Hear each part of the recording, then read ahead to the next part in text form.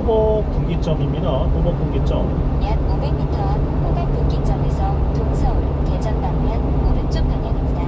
분홍색 차로로 주행하세요. 이어서 267m 앞 오른쪽 방향입니다. 잠시 후 오른쪽 방향입니다.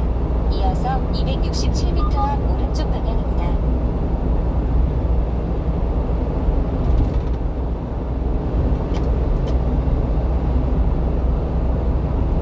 잠시 후 오른쪽 방향입니다.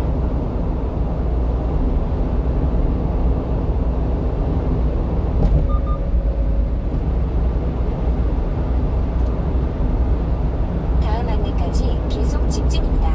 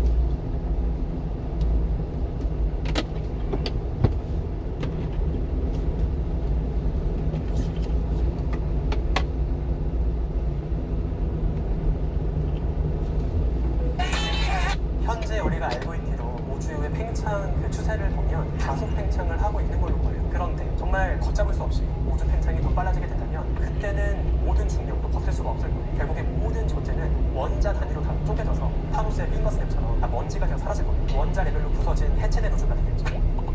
일단 반물질이라고 하는 건 질량이나 다른 특징은 거의 유사하지만 전기적인 전하가 거꾸로 인해 를 이야기를 해요. 예를 들면 전자는 보통은 일반적일 땐 마이너스를 띠고 있지만 플러스를 띠는 반전자가 있습니다. 그리고 사실 반전자 이런 거는 실험적으로 다 확인이 되었어요. 없는 건 아닙니다. 존재합니다. 마찬가지로 양성자이지만 이번에 마이너스를 띠는 양성자, 반양성자 이런 것도 다 충분히 존재하고 있고요. 실험적으로 입증이 됩니다. 다만 이제 우리가 우주의 기원을 생각할 때 문제가 뭐냐면 보통은 물질과 반물질은 항상 짝을 이루고 있어요. 그래서 물질과 반물질이 서로 부딪히면 전체 질량이 고스란히 에너지로 전환되면서 사라집니다. 그래서 우리가 그 도시 괴담 중에 나랑 똑같이 생긴 도플갱어 만나면 사라진다 라고 하는 이야기 있잖아요. 그게 딱 이제 그 반물질의 개념에서 따온 이야기 중에 하나거든요. 문제가 뭐냐면 항상 우주에서는 물질이 만들어지면 그것과 똑같은 개수의 반물질이 만들어져야 합니다. 이게 지금의 실험에서 보이는 전형적인 특징이 따라서 우주가 처음 만들어지고 나서 물질이 많이 만들어졌다면 똑같은 개수의 반물질도 있었어야겠죠. 그런데 물질과 반물질은 얼마 안 가서 지들끼리 충돌하면 사라집니다.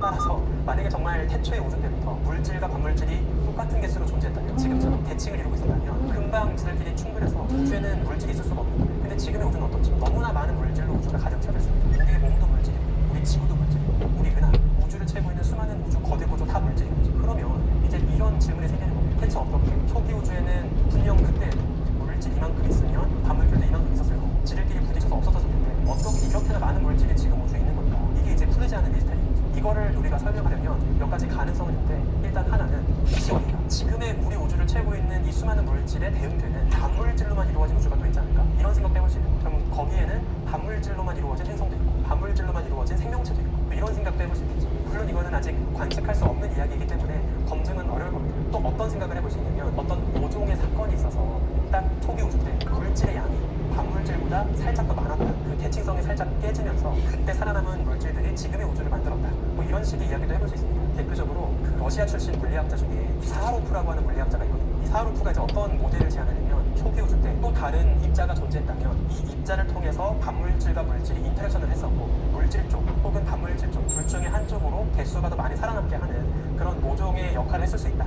이런 모델을 제안하게 됐습니다. 현재 입자 충돌기 LHC에서 일하고 있는 물리학자들이 하고 있는 것 중에 하나가 그 사하로프가 제안했던 물질과 반물질의 비대칭을 일으키는 모종의 입자를 발견하는 시도를 막 하고 있어요. 하지만 아직까지는 별다른 소식은 없고요. 아마 한참 더 실험을 해야 이게 아마 발견될 수 있지 않을까라고 생각들을 하고 있습니다. 이것도 되게 좋은 질문인데요. 당연히 물질이 있으면 반물질이 있다라고 하는 문법이 암흑 물질에게도 통용이 되는 거라면 말씀하신 것처럼 암흑 물질의 세계 안에서도 물질에 해당하는 무언가가 있고 그들의 반물질에 해당하는 무언가도 있을 거예요. 실제로 되게 재밌는 이야기 중에 하나가 암흑 물질은 사실 빛을 흡수하지도 바라지도 않는 정말 암흑의 존재잖아요. 빛을 통해 우주를 보는 기존의 관측에서는 암흑 물질을 보는 게 되게 어렵습니다. 그런데 만약에 정말 암흑 물질에게도 물질이 있고 반물질이 있어서 지들끼리 쌍소멸하는 반응이 가능하다면 그때는 빛이 나올 수 있어요. 물질과 반물질이 쌍으로 소멸할 때에는 말 그대로 그들의 질량 모두가 에너지로 전환되는 거거든요. 그러면 진짜 막대한 에너지가 나옵니다. 그런 막대한 에너지라면 뭐 감마선, X선 같이 아주 파장이 짧은 고에너지로 발전이 될 거예요. 그래서 일부 천문학자들이 어떤 그 관측을 시도하게 되냐면 만약에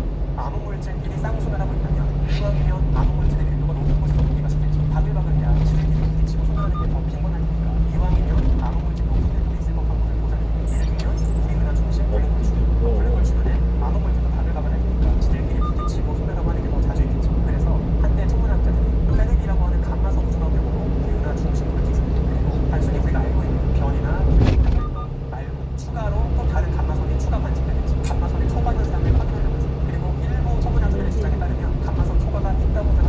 그런데 아직까지는 이게 너무 시그널이 약해서 통계적으로 명확하게 이야기를 할 수는 없는 단계이고요. 아마 추가 관측을 해야 우리가 명확하게 규명할 수 있을 거라고 생각을 하고 있습니다. 우주 배경 복사가 중요한 빅뱅의 증거 있는 관측들 우주 배경 복사의 파장에 따라서 얼마나 많은 에너지를 내고 있는가를 쭉 비교해보면 완벽하게 어떤 특정한 온도를 갖고 있는 무언가가 에너지를 낼 때 보여주는 특체 복사의 전형적인 형태를 보여줍니다. 이건 완벽하게 우주가 어떤 특정한 온도를 먹고 그 온도에 해당하는 에너지를 고르게 내보내고 있다를 보여준다는 거죠. 그래서 우주 배경 복사가 완벽한 빅뱅 이론의 증거가 되었고 그런데 이제 어떤 문제가 하나하나 발견되기 시작하면 아주 정밀하게 우주 배경 복사를 재다 보니까 너무 지나칠 정도로 우주 배경 복사가 균일하다는 게 문제가 돼요. 왜냐하면 예를 들어서 우리가 관측 가능한 우주 끝자락 양끝 쪽에 있는 우주를 잰다고 생각해요. 지구를 중심으로 왼쪽으로 460억 원, 오른쪽으로 460억 원, 양쪽 끝단에 있는 관측 가능한 우주를 보겠습니다. 놀랍게도 어디를 보건 대부분의 우주는 온도가 다 똑같다고. 근데 문제가 뭐냐면 이 양 끝단의 거리는 어떻죠? 900억 광년 거리를 두고 떨어졌습니다. 근데 우주가 지금까지 살아온 시간은 보자 138억 년 밖에 안 돼요. 근데 온도가 퍼지는 속도 역시 광속으로 제한됩니다. 따라서 이렇게나 먼 거리에 떨어진 두 물체가 완벽하게 열적 평형을 이룰 만큼 충분한 시간이 없었다는 거예요. 근데 놀랍게도 우리 우주는 관측을 해보면 여기도 2.7K, 여기도 2.7K 다 똑같은 온도로 퍼져 있다는 거죠. 이거를 우리가 이해하려면 왜인지 모르겠지만 우리 우주는 태초부터 완벽에 가까운 열적 평형에 도달한 상태로 출발했다. 이런 되게 어색한 설명을 해야 되는 거예요. 이러한 미스터리를 우리가 천문학에서 뭐라고 하냐면 우주의 지평선 전형이 완벽하게 고르게 열적으로 평형에 도달해 있다라고 해서 지평선 물질, 호라이즌 카르론이라고 합니다. 그리고 하나 조금은 어렵지만 다른 문제가 또 있는데 우리가 우주를 채우고 있는 물질과 에너지를 가지고 있습니다. 근데 재밌게도 요거를 측정해보면 약 1km 앞 보관 졸음 쉼터가 있습니다. 평평하다, 닫혀있다, 열려있다라고 이야기를 할 때 여기 있는 우주의 기하학이 공률이 얼마나 휘어져 있느냐를 이야기하는 거예요. 우리가 간단하게 수학적으로 비유를 하면 만약에 우주가 닫혀있게 되면 일직선으로 쭉 가다 보면 원래대로 돌아가는 우주에서 이건 우리가 기하학적으로 닫힌 우주다라고 해요. 만약에 평평한 우주가 되면 우리가 일직선으로 우주를 보내겠습니다. 원래 포인트로 돌아가지 않고 그냥 뒤에서 만약에 약 500m 앞 보관 졸음 쉼터가 있습니다. 훨씬 더 빠르게 네, 뭐가 저릉 쉼터죠? 여기 앞에가 우주를